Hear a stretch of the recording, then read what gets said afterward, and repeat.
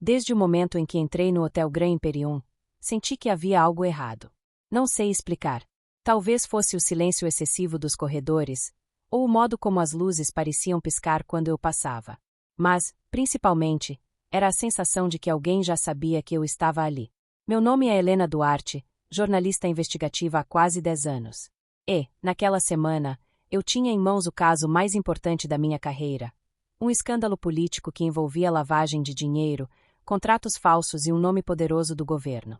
Tudo o que eu precisava era das provas finais, e, segundo minhas fontes, uma delas estava escondida dentro desse hotel.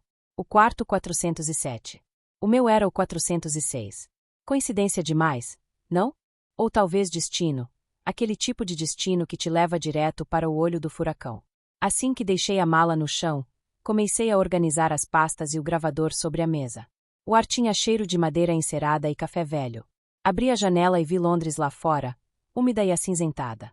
Gosto de imaginar que cada luz acesa é uma história, e eu estava prestes a descobrir uma que poderia derrubar um império. Mas foi à noite que tudo começou a sair do controle. Ouvi uma voz no quarto ao lado. Feminina. Firme. Eu disse para não me ligar de novo, disse alguém, em tom de ameaça contida. Encostei o ouvido na parede. Eles estão desconfiando? Sim, o jornalista chegou hoje. Meu corpo inteiro gelou. Ela estava falando de mim. Passei a madrugada acordada, tentando entender se era paranoia ou uma pista real. No dia seguinte, desci pro café do hotel. Foi quando a vi pela primeira vez. Eva. Cabelos escuros, olhos claros demais para quem carrega segredos. Ela tomava o café devagar, lendo algo no celular, como se nada pudesse abalar aquele ar misterioso. Por um segundo, nossos olhares se cruzaram, e eu tive a estranha sensação de que ela sabia exatamente quem eu era. Jornalista? Perguntou, sem rodeios, quando passamos uma pela outra na saída. Fingi surpresa. O que te faz pensar isso? O olhar. Jornalistas observam como quem duvida do mundo. Sorriu e foi embora. Aquele sorriso me perseguiu o resto do dia. E, à noite, quando voltei pro quarto, encontrei um bilhete deslizado por baixo da porta. Nem todo segredo precisa ser revelado. Durma leve, jornalista. Meu coração quase parou. Corri até a porta, abri o corredor, nada. O ar estava parado, só o som distante do elevador. Guardei o bilhete. Não contei a ninguém. Nos dias seguintes, tudo se tornou uma dança silenciosa. Ela cruzava comigo no elevador, no bar, no corredor, sempre com aquele olhar que parecia me despir e me desafiar ao mesmo tempo. Eu deveria manter distância. Era o certo. Mas o certo, às vezes, parece insuportável. Numa dessas noites, o destino, ou talvez a minha própria curiosidade, me empurrou até ela. Eu estava voltando de uma reunião com minha fonte, exausta, quando ouvi uma música vindo do quarto 407. 10 antigo, suave, como trilha de um filme noir. Bati na porta sem pensar. Eva abriu. Achei que fosse o serviço de quarto, disse ela, arqueando uma sobrancelha. E se fosse uma jornalista curiosa? Arrisquei. Então eu mandaria entrar. Foi o que ela fez. O quarto estava em meia luz. Garrafas abertas, papéis espalhados, laptop ligado. Ela não parecia surpresa por me ver. Você está atrás de respostas, Helena. Mas nem toda resposta te salva. O que você sabe sobre o caso? Perguntei, tentando manter o foco. O bastante para te avisar que o que procura pode te destruir. O silêncio que veio depois era quase palpável. Senti o corpo reagir antes da mente. Aquela mulher era o tipo de perigo que se veste de calma. Você devia ir, disse ela, mas deu um passo para mais perto. O perfume dela era leve, doce, mas com algo cortante por baixo, como um segredo que perfura. Talvez eu devesse, murmurei. Então por que ainda está aqui? Não respondi. Ela sorriu. Um sorriso triste, resignado. Jornalistas sempre acham que controlam as histórias. Até conhecerem alguém como eu. A frase ficou martelando na minha cabeça enquanto eu voltava pro quarto. Naquela noite, mal dormi. Gravei anotações, revisei áudios, tentei entender por que uma mulher como Eva estaria ali, e por que parecia saber tanto. Mas, no fundo, eu já sabia o que estava começando. Um vínculo. Daqueles que desafiam a lógica, a ética e até a própria verdade. E foi nesse instante que percebi. Talvez o maior escândalo não fosse político. Fosse o que estava nascendo entre nós. Eu não dormi. Na verdade, acho que não conseguiria, mesmo que quisesse. O som da chuva batendo contra a janela parecia ritmar o que acontecia dentro da minha cabeça. Um turbilhão de perguntas, suspeitas e o eco da voz dela dizendo que eu não devia procurá-la. Mas era tarde demais. Desde que entrei naquele quarto, algo em mim mudou. Senti que tinha cruzado uma linha invisível, e o pior é que, no fundo, eu não me arrependia. Na manhã seguinte, desci pro café com olheiras profundas e a alma em desordem. Eva estava lá. De novo. Sentada na mesma mesa, o mesmo café, o mesmo olhar que parecia saber o que eu sonhei, ou não sonhei, durante a noite. Ela sorriu. Aquele tipo de sorriso que não pede permissão para entrar. Dormiu bem, jornalista? Você sabe que não. Então estamos iguais. Ela se levantou e veio em minha direção. O perfume, o jeito de andar, a calma proposital. Eva era um enigma que me atraía e me amedrontava na mesma medida. Antes que eu dissesse algo, ela deixou um papel dobrado sobre minha mesa. Se quer entender o que está acontecendo, vá até o beco atrás do hotel. Às 9. E saiu, como se tivesse apenas entregue o recibo de um café. Meu coração acelerou. Metade de mim dizia que era uma armadilha. A outra metade queria ir. Claro que eu fui. O beco era estreito, molhado, e o vento cortava a pele. Esperei alguns minutos até que um carro preto estacionou do outro lado da rua. Uma mulher desceu. Não era Eva. Me entregou um envelope e sumiu. Dentro, havia fotos. Homens de terno. Malas de dinheiro. E, entre eles, uma figura parcialmente desfocada. Quando olhei com atenção, senti o chão sumir. Era Eva. No mesmo círculo que eu estava investigando. No mesmo esquema que eu deveria expor. Voltei pro hotel atordoada. As imagens queimavam dentro da minha cabeça. Ela era parte disso. Parte do crime. Parte do motivo pelo qual eu estava ali. E, ainda assim, quando bati a porta do quarto 407, o coração batia como se eu estivesse indo a um encontro, não a um confronto. Eva abriu a porta devagar, como se já soubesse. Veio pelas respostas. Não. Vim pela verdade. Ela sorriu com tristeza. Às vezes, são a mesma coisa. Às vezes, não. Entrei. O quarto estava bagunçado. Documentos, laptop, uma mala semi-aberta. Você trabalha para eles, eu disse. Trabalhei. É a mesma coisa. Não, Helena. Eu tentei sair. E conseguiu? Não se sai de algo assim viva. Fiquei em silêncio. Ela passou as mãos pelos cabelos, tensa. Você acha que entende o que está investigando, mas não entende. A podridão vai muito além do que está nas suas anotações. Eles têm nomes, rostos, e um preço para cada consciência. Inclusive a sua. Está me ameaçando. Te alertando. De repente, a energia entre nós mudou. Eu queria odiá-la. Queria gritar, exigir explicações. Mas ela estava ali, diante de mim, vulnerável pela primeira vez. E quando olhei de perto, percebi, havia medo nos olhos dela. Um medo real. Por que não me contou antes? Perguntei. Por que você ainda acreditava que o bem e o mal são coisas separadas? Ela se aproximou. Eu fui parte disso, Helena. Fui paga para mentir, para manipular, para esconder. E quando percebi, já estava presa. Eles me caçariam se eu abrisse a boca. E agora? Agora talvez já saibam que eu falei com você. Um arrepio subiu pela minha espinha. Antes que eu pudesse reagir, ela segurou meu rosto. Você devia ir embora. Não posso. Por quê? Porque quero entender quem é você de verdade. E então ela me beijou. Foi rápido, contido, mas carregava tudo o que as palavras não podiam resolver. A culpa, o medo, o desejo. Eu retribuí. Por um segundo, o mundo inteiro deixou de existir. Quando o beijo acabou, ela se afastou. Eu te avisei. Agora você está dentro disso também. Bateu a porta. Passei a noite andando de um lado pro outro no quarto, o bilhete nas mãos, as fotos sobre a cama. Minha mente tentava construir uma lógica. Será que ela estava me usando? Ou tentando me proteger? Às 2 da manhã, alguém bateu a porta. 3 toques. Pausa. Mais 2.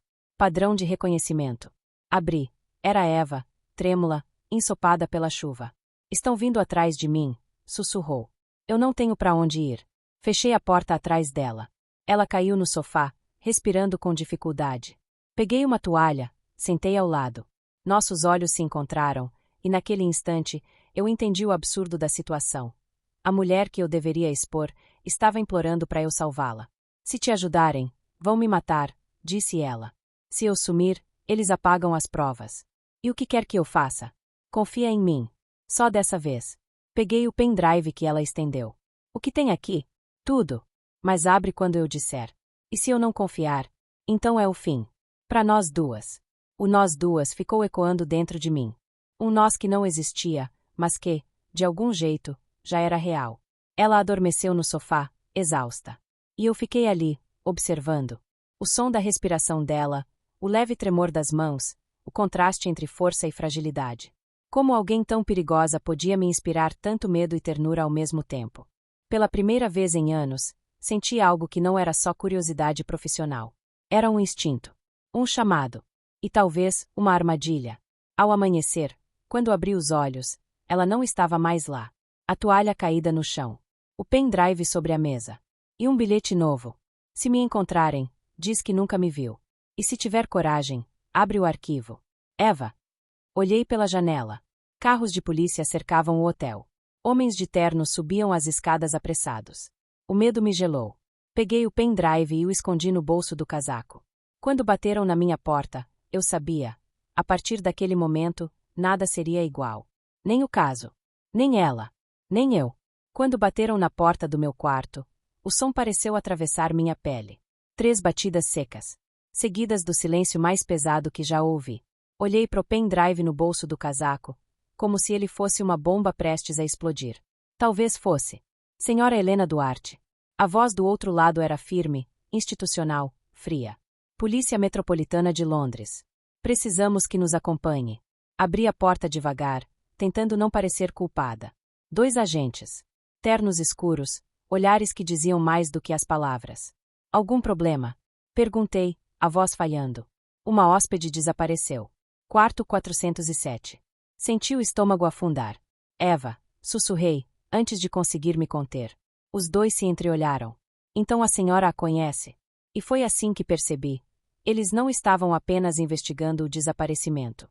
Eles estavam me investigando também. Fui levada para uma sala do hotel, improvisada como posto policial. Gravadores sobre a mesa, anotações, e aquele olhar, o de quem não acredita em nada que você diga.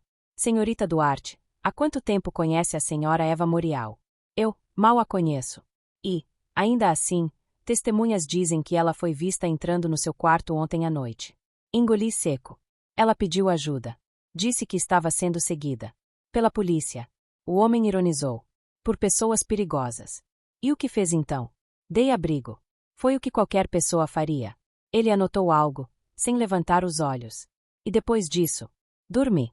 Quando acordei, ela tinha sumido. Silêncio. A tensão era quase física.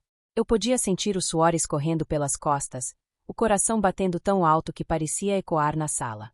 Eles não sabiam do pendrive. Ainda. O mais velho dos 2 se inclinou para frente. A senhora é jornalista. Está trabalhando em algum caso que envolva a senhorita Morial? Não. A menti. Meu foco é político, não pessoal. Engraçado. Ele abriu uma pasta e tirou uma foto. Por que encontramos isto no lixo do seu quarto? Era o bilhete de Eva. Nem todo segredo precisa ser revelado. Senti as pernas fraquejarem. Eles sabiam. Sabiam que havia mais. Mas ainda não sabiam quanto. Podemos revistar seu quarto. Se eu disser não, vão pedir um mandado. Já temos. Fui liberada, mas só depois de 3 horas de perguntas, olhares, insinuações. Quando voltei pro quarto, encontrei as malas reviradas, o laptop aberto e os papéis jogados no chão. O pendrive, milagrosamente, ainda estava comigo. Eles não o encontraram porque eu o escondi no forro do casaco antes de sair. Sentei no chão, tremendo. O que havia ali dentro? Por que Eva confiaria isso a mim? Peguei o computador e, com as mãos trêmulas, conectei o pendrive. Uma senha. Claro, Eva nunca facilitaria. Mas, na tela, havia uma pasta oculta, com o nome 407. Meu coração disparou. Cliquei. Um vídeo começou. Imagens de uma reunião. Homens que eu reconhecia dos jornais. Políticos, empresários, chefes de segurança. E entre eles, Eva, em uma sala escura, gravando tudo com uma câmera escondida. Ela os confrontava. Vocês prometeram proteger as vítimas, não comprá-las. Um deles respondeu. Ninguém sai ileso de um acordo desses, Eva. Nem você. O vídeo terminou abruptamente. A tela ficou preta, e então surgiu uma mensagem digitada. Se você está vendo isso, é porque eles me encontraram. Publique tudo. Mas saiba, nada é o que parece. A garganta travou. Senti o peso de cada palavra. Nada é o que parece. E então, o celular vibrou. Um número desconhecido. Mensagem única. Helena, não confie em ninguém. Nem na polícia. Encontre-me onde tudo começou. Sem assinatura. Mas eu sabia. Era ela. Eva estava viva. Olhei o relógio. 23h47. O corpo inteiro pulsava entre medo e esperança. A razão gritava para eu ficar, ligar para o meu editor, entregar o pendrive, fazer o que uma jornalista faria. Mas o coração queria outra coisa. Peguei o casaco, enfiei o pendrive no bolso e saí. O corredor do hotel parecia mais escuro do que antes. O elevador demorava demais. Cada som, cada sombra, me fazia duvidar se ainda estava segura. Quando a porta do elevador se abriu, o espelho me devolveu um reflexo que eu quase não reconheci. Olhos cansados, mas determinados. Aquela era a versão de mim que Eva havia despertado, e talvez destruído. Desci até o térreo. A recepcionista me observou com uma expressão estranha, quase cúmplice. Vai sair agora, senhora Duarte? Sim. Tenha cuidado. Nem todos que dizem procurar justiça realmente querem encontrá-la. Aquilo me congelou por dentro. Saí para a rua, o ar frio batendo no rosto. A cidade dormia, mas parecia me vigiar. Olhei para o outro lado e vi um carro preto estacionado, faróis baixos, motor ligado. Um homem no banco da frente, me observando. Corri. Cada passo ecoava entre as paredes úmidas, até chegar à esquina onde as luzes piscavam sobre o beco, o mesmo onde Eva mandara me encontrar antes. Estava vazio. Só o som distante da chuva. Eva! Chamei, a voz quase sumindo. Silêncio. Até que ouvi um estalo. Atrás de mim. Virei rápido, mas só vi uma sombra sumindo. E no chão, preso sob uma pedra, um novo bilhete. Se está aqui, eles já sabem. Não olhe para trás. E lembre-se, a verdade é uma arma, use-a com cuidado. Quando ergui os olhos, um carro preto virou a esquina com os faróis acesos, vindo na minha direção. Corri. E naquele instante, entendi. Talvez o amor de Eva fosse o único motivo pelo qual eu ainda estava viva. Ou talvez, fosse exatamente o que ia me matar. Corri até não sentir mais as pernas. A cidade parecia dissolver-se atrás de mim, luzes borradas, buzinas distantes, o cheiro úmido da noite de Londres. Tudo o que eu ouvia era o sangue latejando nas têmporas e o eco da voz de Eva dentro da cabeça. Não olhe para trás. Quando finalmente parei, já estava às margens do Tâmisa. O vento gelado cortava o rosto e fazia o casaco bater contra as pernas. Eu me encostei num muro de tijolos, tentando recuperar o fôlego, quando o telefone vibrou de novo. Um número bloqueado. Mensagem. Atravessa a ponte. Terceira porta à esquerda. Bate 3 vezes. Meu coração reconheceu o padrão antes da mente. Era ela. Atravessei a ponte quase correndo. As ruas estavam vazias, apenas o som da água e o lampejo das luzes refletidas no rio. A terceira porta era de metal, enferrujada. Bati. 3 vezes. Um estalo. A porta se abriu e lá estava ela, Eva. A luz amarelada do galpão desenhava o contorno do corpo dela. Casaco escuro, cabelo desgrenhado, olhar exausto. Por um segundo, nenhuma de nós disse nada. Depois, ela deu um passo à frente e me puxou para dentro. O lugar era pequeno, com cheiro de mofo e maresia. Havia uma mesa, 2 cadeiras e um colchão jogado num canto. Achei que nunca mais ia te ver, consegui dizer, a voz trêmula. Eu não devia ter deixado você se envolver, respondeu ela. Mas eu precisava que você visse quem eu realmente sou. Ela trancou a porta e se apoiou nela, como se o mundo lá fora fosse desabar. A tensão entre nós era quase física, um campo elétrico invisível. Estão te caçando, falei. Estão nos caçando. Você cruzou a linha quando abriu o arquivo. Então por que me mandar a senha? Ela respirou fundo. Porque confiei em você. E porque te amar, foi o único erro que valeu a pena. Meu corpo inteiro reagiu antes da razão. Aproximamo-nos devagar, como quem teme que um gesto errado quebre o feitiço. Os olhos dela procuraram os meus, pedindo permissão, e quando nossas testas se encostaram, senti o mundo parar por um instante. Eu tentei te odiar, sussurrei. Por ter mentido, por ter me enganado. Eu tentei me afastar, ela respondeu. Mas cada vez que fecho os olhos, é você quem eu vejo. O toque das mãos veio natural. Quente, trêmulo, humano. Era como se estivéssemos tentando lembrar uma linguagem esquecida.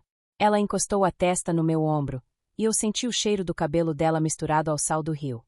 Durante alguns segundos, não havia corrupção, nem perigo, nem pendrives. Só duas mulheres que, de algum modo, encontraram abrigo uma na outra. Eva levantou o rosto, os olhos marejados. Eu fiz coisas imperdoáveis, Helena. Então me deixa decidir se te perdoo. O beijo veio suave, hesitante. Não era o beijo de um filme, mas o de duas pessoas tentando sobreviver ao próprio caos. Um encontro de culpa e salvação. Minhas mãos tremiam, mas eu a segurei mesmo assim, não como jornalista, mas como alguém que, pela primeira vez, não queria entender o mistério, e sim senti-lo. Quando o ar faltou, ela se afastou apenas o suficiente para olhar nos meus olhos. Eles sabem que você tem o pendrive. Eu imaginei. Se te pegarem, vão te usar para chegar até mim. E se eu não deixar? Ela sorriu, triste. Então vão te destruir. Sentei-me na beira da mesa, tentando pensar, mas o corpo ainda tremia. O vídeo que vi, aquela reunião, você gravou. Sim. Foi minha tentativa de redimir tudo o que fiz. Eu era parte da operação, Helena. E por que mudar agora? Por que você apareceu? E me fez lembrar quem eu era antes de vender minha alma. O silêncio se instalou. Do lado de fora, o som da água batendo no cais parecia um relógio marcando o tempo que nos restava. O que quer que eu faça? Perguntei. Foge comigo. Isso não é real, Eva. É a única coisa real que eu conheço. Ela se aproximou outra vez, encostando a palma da mão no meu rosto. O toque era quente, sincero, desesperado. Se ficarmos, morremos. Se fugirmos, talvez tenhamos uma chance. De quê? De viver sem máscaras. As palavras dela me atravessaram como um soco e um consolo ao mesmo tempo. Tudo dentro de mim gritava que era loucura. Mas havia uma parte, a mais viva, que queria acreditar. E o pendrive? Perguntei. Entrega para o meu contato em Marsella. Ele vai saber o que fazer. E depois? Depois a gente desaparece. Ela deu um passo atrás, olhando-me de cima a baixo, como se quisesse guardar minha imagem. Sabe o que é engraçado? Disse ela. No começo, eu só precisava te vigiar. E o que aconteceu? Acabei sendo vigiada por você. E amada de um jeito que eu não sabia existir. As lágrimas vieram sem aviso. Ela me puxou de volta e me abraçou com força. Um abraço longo, urgente, daqueles que pedem para parar o tempo. Se tudo der errado, lembra de uma coisa, sussurrou perto do meu ouvido. Eu te escolhi, mesmo quando isso significava o fim. Ficamos ali, em silêncio, ouvindo a cidade respirar. Por um instante, o mundo pareceu distante o bastante para caber só em nós duas. Mas então, do lado de fora, ecoaram passos. Vozes abafadas.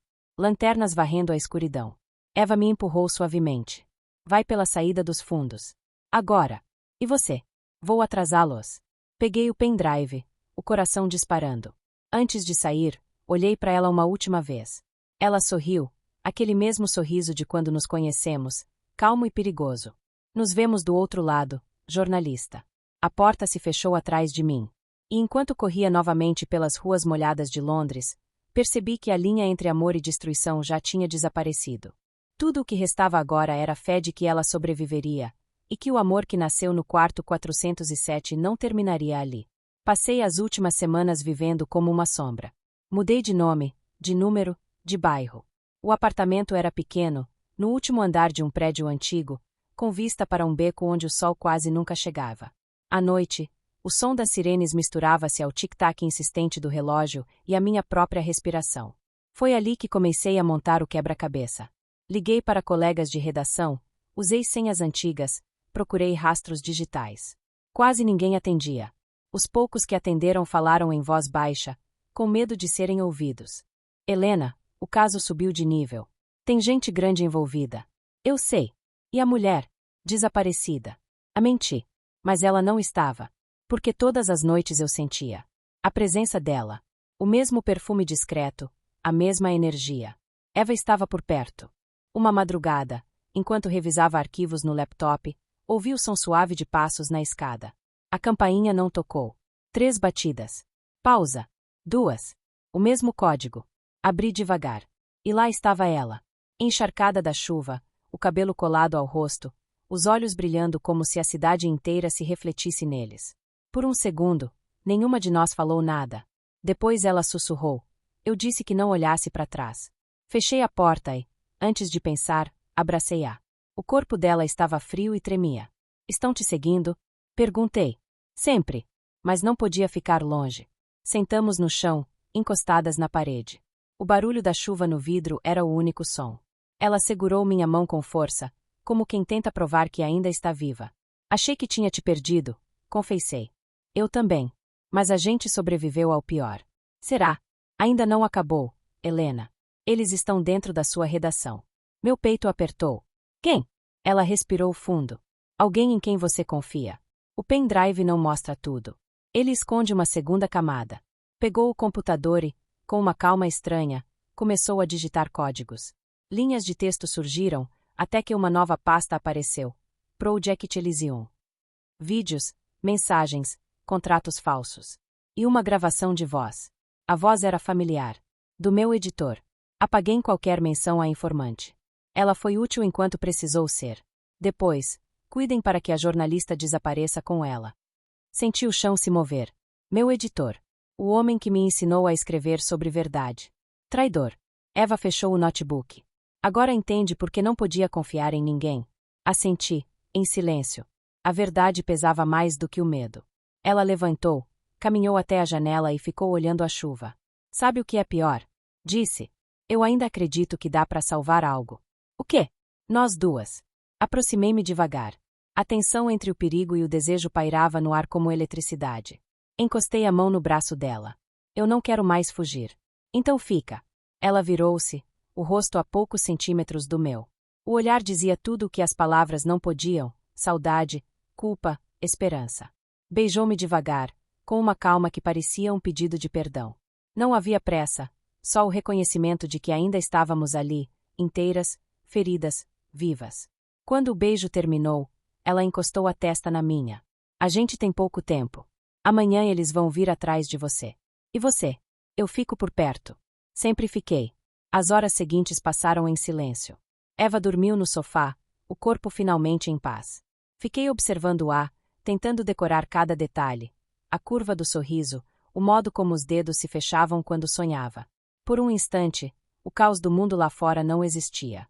De manhã, acordei com o som do celular vibrando. Uma nova mensagem, sem remetente. O arquivo está comprometido. Sai daí agora. Mostrei a Eva. Ela já estava acordada, alerta. Eles rastrearam o sinal. Para onde vamos? Ela sorriu, cansada. Para onde sempre fomos. Juntas. Pegou minha mão e me puxou para fora. Descemos as escadas, atravessamos o beco, entramos num táxi. Londres ainda dormia, coberta por uma névoa espessa. Ela se encostou no meu ombro e sussurrou. Ainda quer publicar? Quero viver primeiro. Depois, conto tudo. E, pela primeira vez desde o quarto 407, eu acreditei que talvez fosse possível. Talvez a verdade não precisasse ser o fim. Talvez pudesse ser o começo. As horas seguintes se arrastaram como se o tempo tivesse medo de avançar. Eva e eu estávamos escondidas em um pequeno depósito abandonado próximo à estação de King's Cross. O ar cheirava a ferro e poeira, e o som distante dos trens era o único lembrete de que o mundo lá fora continuava. O laptop repousava sobre uma caixa. O arquivo Project Elysium piscava na tela como um coração prestes a parar. Se abrirmos o resto, não tem volta, murmurei.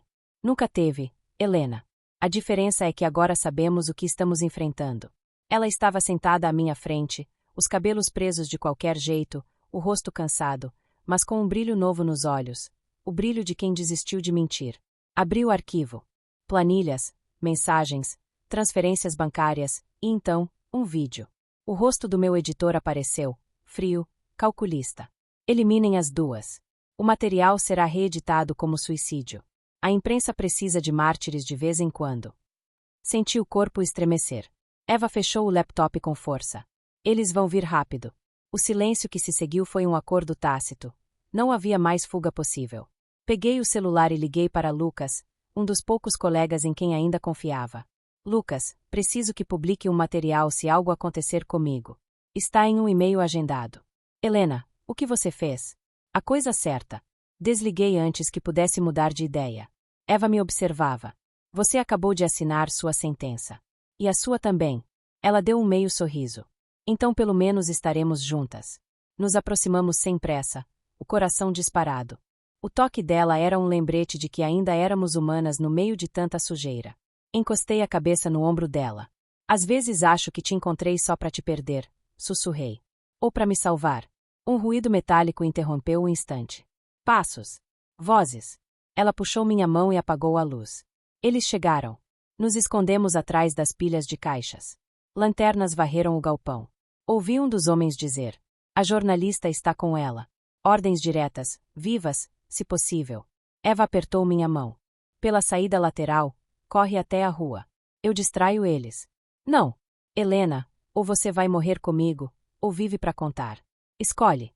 Não esperei raciocinar. Corri. As vozes ficaram mais distantes, depois gritos, tiros, o som de algo caindo. Virei a esquina e me joguei atrás de um carro estacionado. Do outro lado da rua, vi fumaça saindo do galpão. Eva, chamei, a voz engasgada. Minutos depois, uma figura surgiu entre a fumaça. Ela mancava, o rosto sujo de fuligem, mas viva. Corri até ela. Você tá ferida. Só o orgulho. Sorriu. Peguei o carro deles. Vamos. Entramos e arrancamos sem olhar para trás. Enquanto o carro cortava as ruas desertas, ela me olhou de relance. O e-mail vai para a imprensa amanhã? Sim. Então o mundo vai saber. E a gente? A gente se esconde até a poeira baixar. Paramos numa rua estreita, o motor ainda ligado. O silêncio depois da corrida era ensurdecedor. Ela se virou para mim, tocou meu rosto com a ponta dos dedos. Quando isso acabar, quero uma vida onde não precise te proteger o tempo todo. E onde seria isso? Qualquer lugar que não tenha o quarto 407. Rimos, cansadas. O riso que vem quando a alma ainda não acredita que sobreviveu.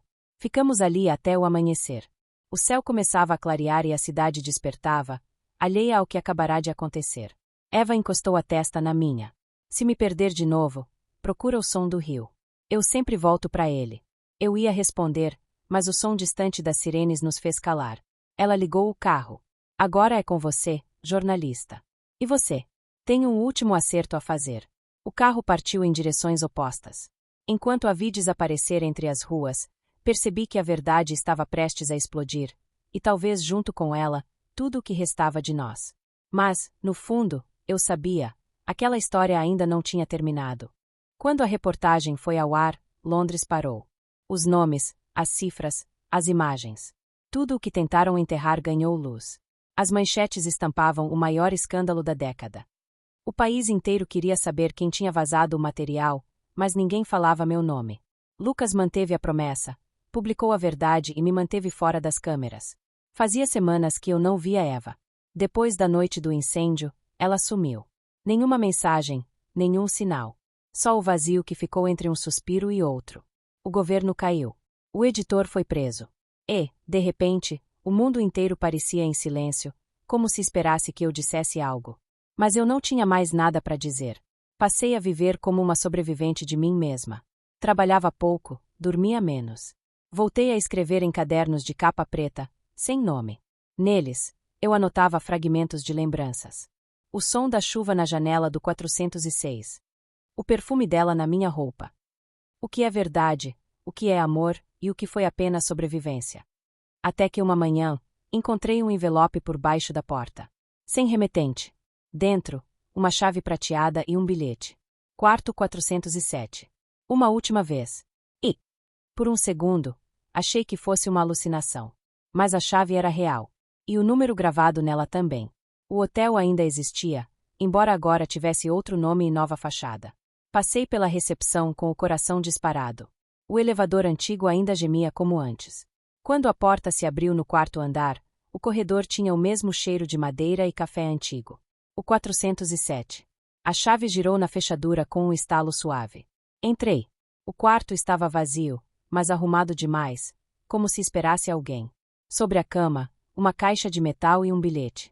Se está lendo isso, significa que consegui ir mais longe do que imaginei. A verdade tem um preço, Helena. Eu paguei o meu. Dentro da caixa há o último arquivo. Use-o como quiser, mas saiba, algumas histórias só podem ser contadas por quem sobreviveu a elas. Abri a caixa. Dentro, um pequeno gravador. Apertei o play. A voz dela preencheu o quarto. Oi, jornalista. Se eu pudesse escolher, estaria aí agora, reclamando do café e te pedindo para escrever sobre qualquer coisa que não envolvesse segredos. Mas acho que a gente não nasceu para histórias simples. Se o mundo for justo, você vai viver. E, se for generoso, vai me lembrar não como a informante, mas como alguém que te amou do jeito mais verdadeiro que soube. A gravação terminou. Silêncio. Sentei na beira da cama, o gravador ainda quente nas mãos. Por um instante, jurei sentir o perfume dela de novo. Talvez estivesse ali o tempo todo, preso nas paredes do quarto que guardava o nosso nome. Peguei o caderno e escrevi a última anotação. A verdade é um espelho partido. E o amor, o reflexo que fica mesmo depois que tudo se quebra. Deixei o gravador sobre o travesseiro, fechei a porta atrás de mim e desci as escadas. Lá fora, o céu de Londres começava a clarear. As primeiras gotas de chuva caíam, suaves, familiares. Olhei para cima e sorri. Porque, de algum modo, eu sabia. Ela estava em algum lugar. E a história de nós duas ainda não tinha terminado.